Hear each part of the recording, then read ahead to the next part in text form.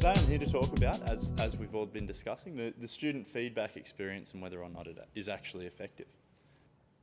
Now I wanted to start this presentation off with a little bit of an analogy, and I hope you'll forgive me if it's a little bit weird.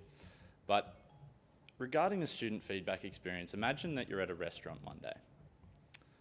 You're at a restaurant and you decide to order a meal. You're at a pretty nice restaurant. It's one of those restaurants where you actually need a microscope to see this small parcel of food on this huge plate. And being a uni student, it took me a really long time to think of a feature of an expensive restaurant. But you're at this restaurant and you decided to order a meal, and it turns out to be quite average. You've got a few complaints about it. And the remedy that you're offered by the restaurant is that you can make any complaint you want, you can make any recommendation you want. You can change the ingredients, you can change the amount of time that they cook it for, you can change the presentation of the food.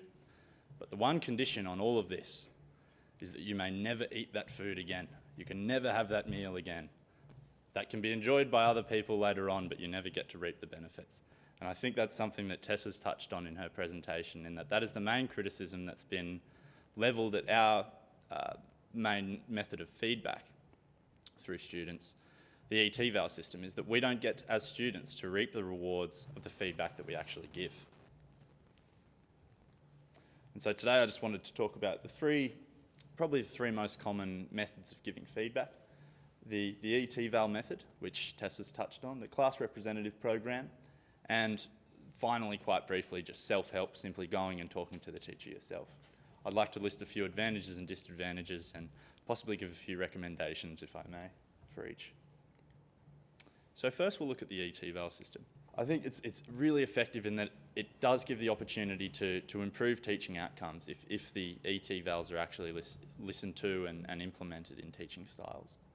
The release of ET-Vals also assists students because they're actually posted on our website, which I wasn't actually aware of until quite recently. So I think potentially if we could more widely publicise that, it could further assist in students choosing whether or not they actually want to take a subject at a certain time. However, there are some disadvantages. As I mentioned before, there's the restaurant analogy. You don't actually get to reap the benefit of the feedback that you give. And second, something that is probably a little bit less of an important point, but still quite it does have an effect, is the fact that the ET-Vals are required to be done at a very busy time of the semester.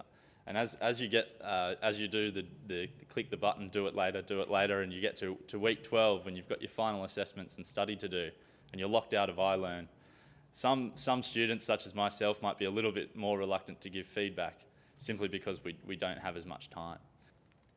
Thirdly, just quite briefly, self-help is another option.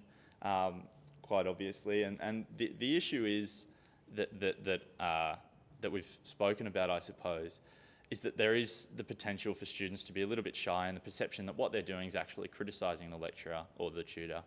And so I think what the issues with self-help are addressed by the class representative program, and through adapting the class representative program, we effectively try to prevent any problems with the self-help method. So finally, just a little bit of a wrap up and perhaps a little bit of feedback for moving forward. I think each of the three approaches has both drawbacks and benefits. There's definitely a need to work towards a combination and ensuring that all students, whether they be shy students or students who don't have a problem with going to a lecturer and speaking their mind, that all of those students are well represented through the feedback avenues that we give. And perhaps in order to fully do this, if the class representative program is seen to be not as effective as an ET-Val in terms of how well it's received by teachers, to perhaps hold the ET-Vals a little bit earlier in the semester to ensure that there is that feedback actually benefiting the student at the time, and that it doesn't fall at the busy time of semester.